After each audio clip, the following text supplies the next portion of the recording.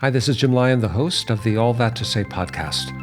Before you dive in today, be sure and subscribe to our YouTube channel so that you can catch all of our fearless conversations. Three big kind of pillars that have grounded me. One is when you look at the quartet of the vulnerable, like in the Old Testament, time and time again, God says, I have this unique care and concern for the poor, the widow, the orphan, and the foreigner. And foreigner is immigrant, someone who wasn't born, was born somewhere else. And what you find when you study that is that in the ancient Near East, like in that world, in all the cultures, the king was considered a good king, a moral king, if he stood in the gap for the triad, the poor, the widow, and the orphan. So you didn't have to be part of Yahweh's family to think that you should care for those three.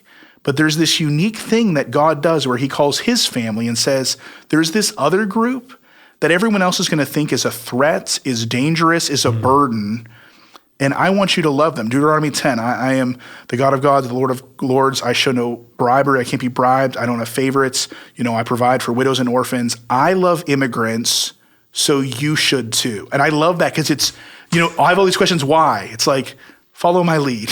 I'm just going to do this and you follow me. And what you're saying is that was a unique definition for the ancient world. Very much Only so. the Hebrews were actually charged with this. Yes. And more than a feeling, if you read the Old Testament, you'll find that it's tangible. It's saying they deserve a fair wage, just like native born. They deserve Sabbath rest. They should participate in festivals. You shouldn't treat them differently if they committed a crime. There's like all these things equity. that, exactly. It's like, this is how your love should look. Then when you come to the New Testament, the two big ones for me is obviously Matthew 25. This isn't, I think sometimes I get confused when I remember when I've heard this taught before. It's when at the end of the age, they separate the sheep and the goats. We think this is like individual judgment. Like, what is your acts of charity? Like, how have you helped?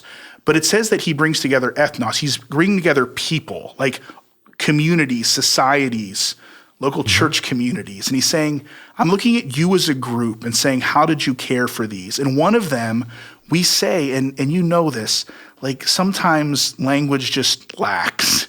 And so we say when I was a stranger, but it's xenos, which is when I was a foreigner.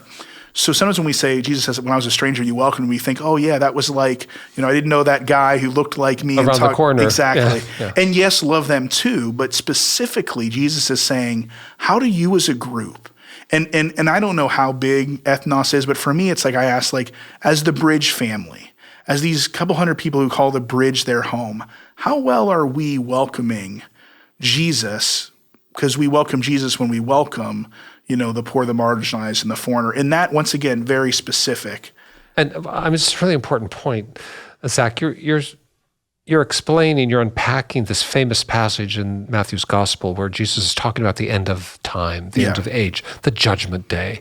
Famously, I was sick and you cared for me. I was naked, you clothed me, and so on. But while that is generally understood as a specific and personal calling, you're reading it as it's a community calling. And I need to be sure that the community of which I'm a part is living up to this. It's not just about me sending $5 to Immigrant Connection. And that's so important. I think you just articulate so well, because I think we let ourselves off the hook because we say, here's all I've done. And then the question is like, but how about the system? How about your network, your friends and family, your church? How are we doing this together as a group? How well are we welcoming immigrants? The final one that I always come to, and once again, it's kind of a language thing, but if you're, just like the Old Testament says, if you're part of Yahweh's family, if you're a Hebrew, you have this unique call to also add foreigners to the group. The writers of the New Testament, Paul, Peter, the writer of Hebrews, when they say a leader in the church, so whether you're deacon, whatever you want to say, pastor, a leader in the church should have these characteristics. One of them, we've kind of lowered the bar to say, if you love people, if you're an extrovert, if you have the in-laws in your spare bedroom, if you host Thanksgiving, we say that's hospitality. Biblical hospitality is a much higher call. It's philoxenos, philo, Philadelphia, love, xenos, once again, foreigners. And so in a way that blew my mind when I realized this, I realized that God was calling leaders to this very countercultural, because this isn't, I think people forget, this isn't something in the United States in the 21st century. This idea of like immigrants and how we should care for them, migration is all of time.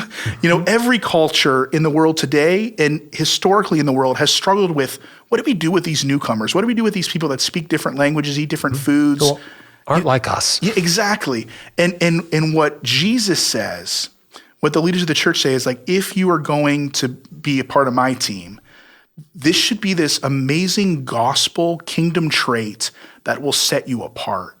And Jim, I have seen this time and time again, that because my life is marked by saying, I will be someone who loves immigrants, I get to have so many gospel conversations of like, it's like, this is kind of strange. Like, why do you lead with like blessing, not burden? Why do you lead with like open hands instead of closed? Like, why is this? And it's like, this is Jesus in my life. I'm just following him. He has called me to have this trait. And both with immigrants and non-immigrants, these conversations come up all the time. And I think that's one of the things, once again, the mark for the Hebrews and then this mark for leaders for Jesus, that it's like, the reason why I want you to have this characteristic is because it's me in you. You can't explain this on your own apart from saying, I didn't used to be this way, Jim, at all. And yet, Jesus has done a profound work in me. He welcomes me as an enemy and an outsider.